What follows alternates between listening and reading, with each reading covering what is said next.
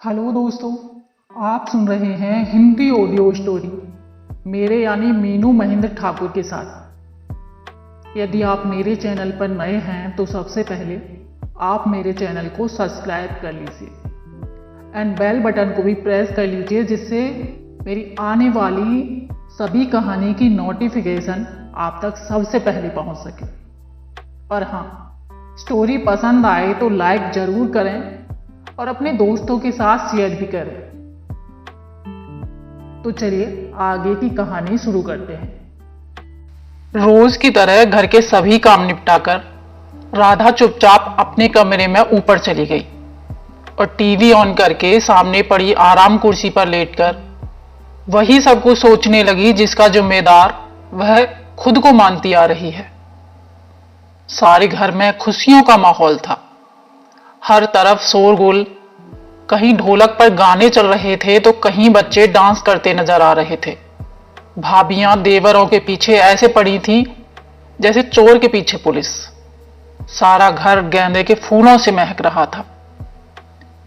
ऐसे में राधा मानो किसी गुलाब की तरह खिली जा रही थी। और क्यों नहीं, आज उसकी शादी जो थी, उसका रिश्ता एक बहुत ऊंचे खानदान में तय हुआ था। इकलौता बेटा और उस कस्बे के खानदानी रईस थे। उन्होंने राधा को किसी समारोह में देखा था। उसकी सादगी और खूबसूरती उन्हें इतनी भा गई कि अपने बेटे के लिए उसका हाथ मांगने वो खुद चल कर आए थे। राधा उस समय सिर्फ 19 वर्ष की थी, पर इतने ऊंचे खानदान और इतने अच्छे लड़के को भला कौन मना करता है। सो चट मंगनी और पट शादी हो गई। राधा सबके गले लगकर खूब रोई और पति के साथ विदा हो गई। काफी दिनों से शादी की तैयारियों में सभी बुरी तरह थक चुके थे, तो विदाई के समय काम समेटने के बाद सभी की आंख लग गई।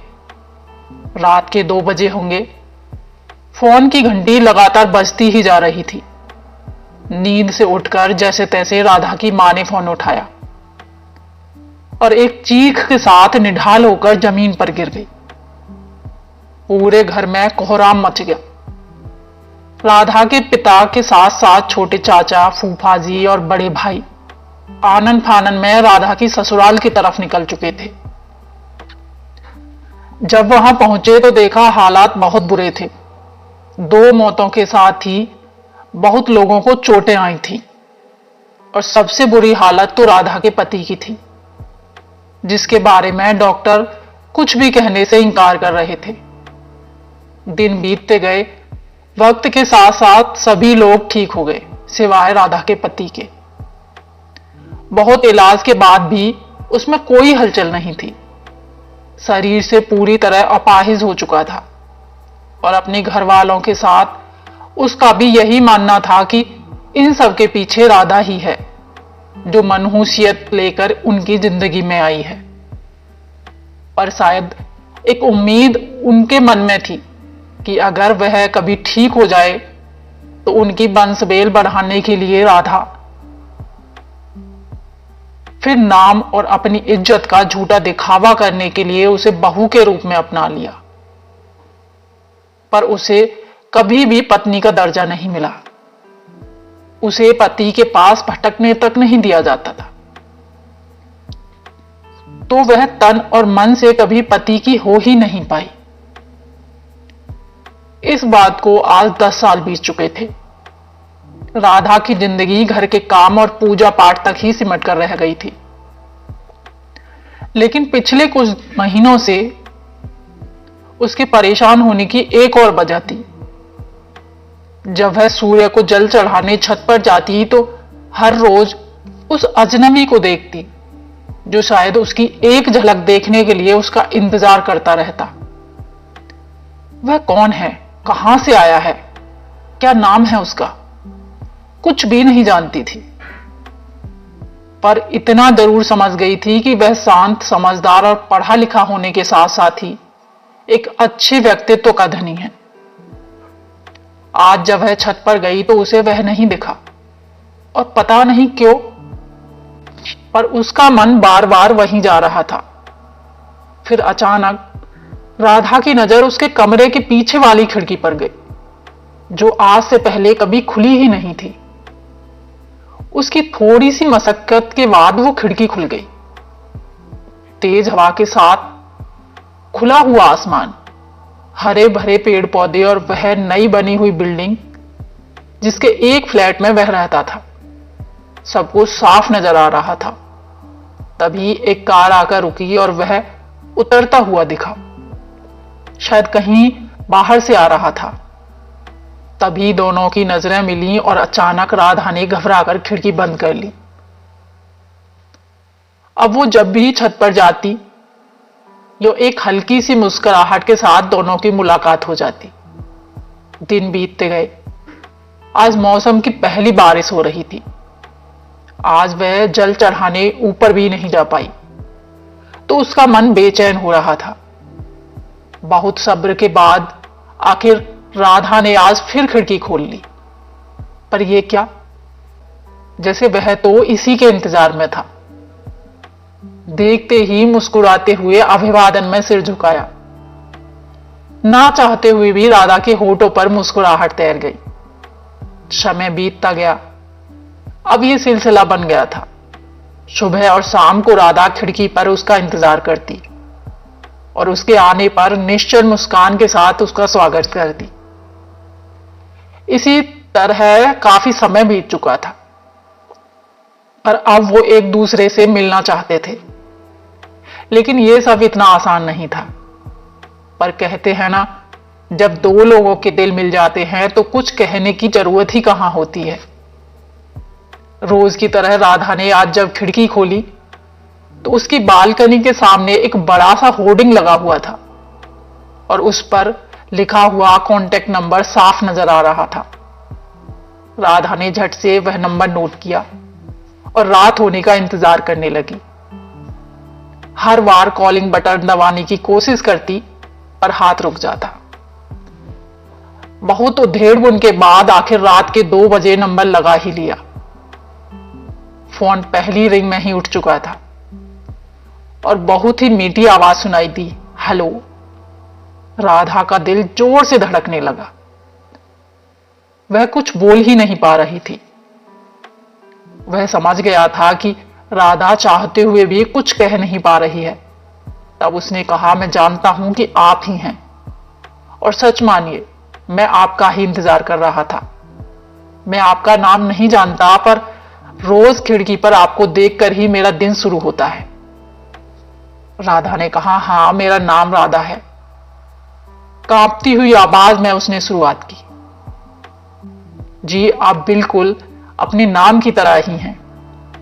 आप मुझ पर भरोसा कर सकती हैं। मुझे अपना अच्छा दोस्त मानकर अपने दिल की बात कर सकती हैं उससे। मेरा नाम समर है। मां मुझे डुग्गू बुलाती है। आप भी मुझे इस नाम से बुला सकती हैं। तब वह खिलखिलाकर हंस पड़ी थी, पर हंसते हंसते कब वह फूट फूट कर रोने लगी और अपनेपन में सब कुछ कहती चली गई कि सुबह होने का पता ही नहीं चला। सुबह तक वे दोनों एक दूसरे के बारे में सब कुछ जान चुके थे। अब हर रोज उनकी बात होने लगी और दिल खोलकर एक दूसरे से अपनी बातें बताने लगे थे। पर अब वो हाथों में हाथ लेकर साथ बैठकर एक दूसरे का हाल जानना चाहते थे, पर यह इतना आसान नहीं था। राधा ने कई बार घर से निकलने की कोशिश की, पर हर बार उसे रोक दिया जाता।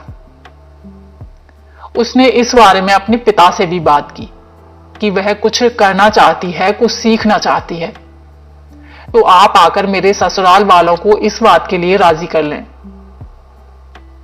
राधा के पिता ने कोशिश भी की, पर ससुराल वालों ने यह कहते हुए मना कर दिया कि हमारे घर की बहू बाहर कदम नहीं रखेगी।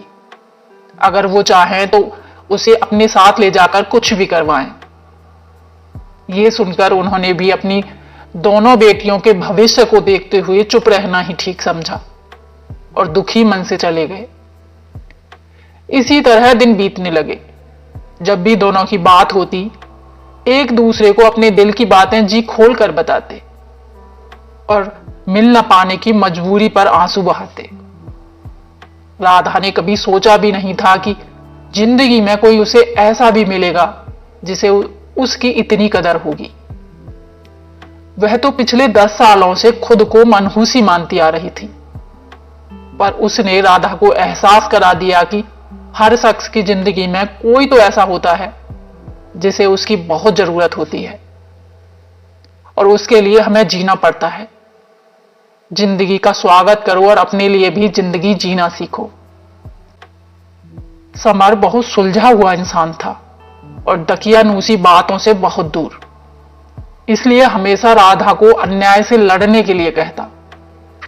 पर राधा ही जानती थी कि वो कितनी मजबूर है।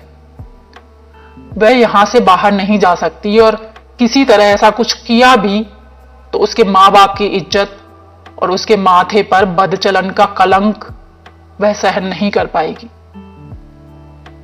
पर उस वादे का क्या जो उसने समर से किया था कि कैसे भी वह एक बार उससे मिलने जरूर आएगी, और तब उसने कहा था कि वह पूरी जिंदगी उसका इंतजार करेगा। राधा ने शरारती अंदाज में पूछा था कि तुम मिलकर करना क्या चाहते हो, हम बात तो कर ही लेते हैं। तब वह बोला था, मैं तुम्हें अपने हाथों से बनाकर कुछ खिलाना चाहता हूं जो तुम्हें पसंद हो। तुम्हें पास से देखना चाहता हूं और तुम्हारा हाथ अपने हाथ में लेकर बातें करना चाहता हूं, वो बातें जो आज तक मैंने किसी से नहीं कही। सिर्फ इतना ही, और वह फूट फूट कर रोई थी कि वह इतनी छोटी सी ख्वाहिश जो किसी मासूम बच्चे की तरह है उसे भी पूरा नहीं कर सकती। तो लानत है ऐसी दोस्ती पर। और उसने खुद से वादा किया था कि वह उससे जरूर मिलेगी, चाहे कैसे भी। आज राधा के यहां सुबह से ही शोरगुल मचा था। आज उसकी बुआ सास के बेटे की शादी थी और सभी सदस्य वहां जाने की तैयारियों में व्यस्त थे। दोपहर होते होते सब निकल चुके थे। राधा पूरे घर में अकेली थी। सिर्फ नीचे उसके पति के साथ उनका नौकर बंसी था, जो पूरी वफादारी के साथ बरसों से इनके घर की सेवा करता आ रहा था। रात के 9 बज चुके थे। बंसी ने घर को अच्छी तरह से जांचने के बाद ताला लगाया और रोज की तरह चाबी खूंटी पर टांग कर सोने चला गया। रात के 12 बज चुके थे। राधा कभी खिड़की से झांकती तो कभी फोन लगाती, पर समर की कोई भी खबर उसके पास नहीं थी। तेज बारिश और खराब मौसम के कारण शायद नेटवर्क भी काम नहीं कर रहा था। उसका दिल किसी अनहोनी को सोचकर बैठा जा रहा था। कुछ देर बाद तेज लाइट के साथ ही गाड़ी का हॉर्न सुनाई दिया, पर राधा ने नीचे जो देखा उसे देखकर वह खुद को रोक नहीं पाई। खूंटी पर से चाबी उतारकर दरवाजा खोला और बेतहासा दौड़ पड़ी समीर को देखने। जब वह वहां पहुंची, समर गाड़ी लॉक कर रहा था। पीछे से समर को अपने बाहों में भरते हुए उसने एक साथ कितनी शिकायतें कर डाली। तुम कहां थे अब तक? फोन क्यों नहीं उठाया? तुम्हें चोट तो नहीं लगी? उसके आंसू रुकने का नाम नहीं ले रहे थे। तब समर ने समझाया कि मुझे कुछ भी नहीं हुआ है, मैं बिल्कुल ठीक हूं। बस दरवाजे से टकरा गया था तो माथे पर थोड़ी सी चोट लग गई थी, इसलिए डॉक्टर ने पट्टी बांध दी है। तभी समर ने देखा बारिश अपनी रफ्तार पकड़ती ही जा रही है। लगभग खींचते हुए राधा को गाड़ी में बिठाया और खुद भी आकर बैठ गया। अब मध्यम रोशनी, चारों ओर पानी और एक मौन। राधा कुछ कुछ भीगी हुई अपने बालों को ठीक करने लगी। समर एकटक उसे देखे जा रहा था। मासूम चेहरा, उस पर एक डर और न जाने कितनी उलझन है। इन सब के बाद भी वह कितनी प्यारी लग रही थी। माथे पर छोटी सी आसमानी रंग की बिंदी, वैसी ही शिफॉन की साड़ी और गालों पर कुछ पानी की बूंदें बादल का छोटा सा टुकड़ा लग रही थी जो उड़ते हुए कार के अंदर आ गया हो। पानी गाड़ी के आसपास बहने लगा था। वहां से गाड़ी हटाना ही ठीक था। रात में जाते भी कहां तो बस लॉन्ग ड्राइव के लिए निकल पड़े। समर ने चुप्पी तोड़ते हुए कहा, मैं तुम्हें इस तरह से नहीं देख सकता। तुम्हें अपना रास्ता बनाना ही होगा। तुम भी अपनी खुशी से अपनी जिंदगी जी सकती हो। तुम्हें अपनी आजादी का पूरा हक है और मैं हमेशा तुम्हारे साथ हूं, चाहे किसी भी हद तक। तुम कहो तो कल ही किसी अच्छे वकील से मिल सकते हैं। राधा ने समर के होठों पर हाथ रखते हुए बात को अधूरा रहने दिया। नहीं समीर, मैं ये सोच भी नहीं सकती। तुम नहीं जानते, ये लोग बहुत पहुंचे हुए हैं, पीढ़ियों से इस शहर में रह रहे हैं, अपनी झूठी शान के लिए किसी भी हद तक गिर सकते हैं। तुम यहां नए हो, अकेले हो। मैं अपनी वजह से तुम्हें कुछ भी नहीं होने दूंगी। तुम्हारी जान जोखिम में नहीं डाल सकती। मेरे पिता और 2 छोटी बहनें हैं, उनका भविष्य भी देखना है। अगर मैंने कोई ऐसा वैसा कदम उठाया तो उनका हाथ कौन पकड़ेगा? शायद कहीं ना कहीं गलत मैं ही हूं। मुझे तुम्हारे इतने पास नहीं आना चाहिए था कि जा भी ना सकूं, पर मुझे जाना ही होगा, अपने माँ बाप की इज्जत के लिए, तुम्हारी सलामती के लिए और अपने फर्ज के लिए। समर, हमारे बीच एक ऐसी कांच की दीवार है जिसे हम पार नहीं कर सकते। एक दूसरे को समझ सकते हैं, महसूस कर सकते हैं, पर कभी एक नहीं हो सकते। आंसुओं से उसका चेहरा भीग चुका था। सिसकियां रुकने का नाम नहीं ले रही थीं। राधा, हां, मैं तो भूल ही गई थी कि मेरा नाम भी तो राधा है, और राधा कब अपने कान्हा की हुई है। पर फिर भी उनका प्रेम अमर है, वो एक दूसरे के बिना भी पूर्ण है। गाड़ी राधा के घर के सामने थी। समर कुछ कहता इससे पहले ही राधा गाड़ी से उतर चुकी थी और समर उसे दरवाजे के अंदर जाता हुआ देख रहा था। दुनिया अब भी नींद के आगोश में थी। बारिश अब भी अपनी रफ्तार पर थी। सुबह के 9 बज चुके थे। आसमान साफ था। हल्की हल्की धूप निकल रही थी। समर अलसाया हुआ बालकनी में आया तो रोज की तरह राधा की निश्चल मुस्कान ने उसका स्वागत किया और आंखों से ओझल हो गई। समर को अब भी यकीन नहीं हो रहा था कि वह सच था या कोई सपना। पर जब निगाह खुद की शर्ट पर गई तो बाईं तरफ लगी हुई छोटी सी बिंदी इस बात की गवाही दे रही थी कि यह सपना नहीं, सच ही था। पर वह ये नहीं जान पा रहा था कि उनके बीच जो कांच की दीवार है वो कभी टूटेगी या नहीं टूटेगी। पूछा ऊपर वाले से मैंने, मेरी मोहब्बत अधूरी क्यों लिखी? वह भी कहकर रो पड़ा, मुझे भी राधा कम मिली। तो ये थी कहानी।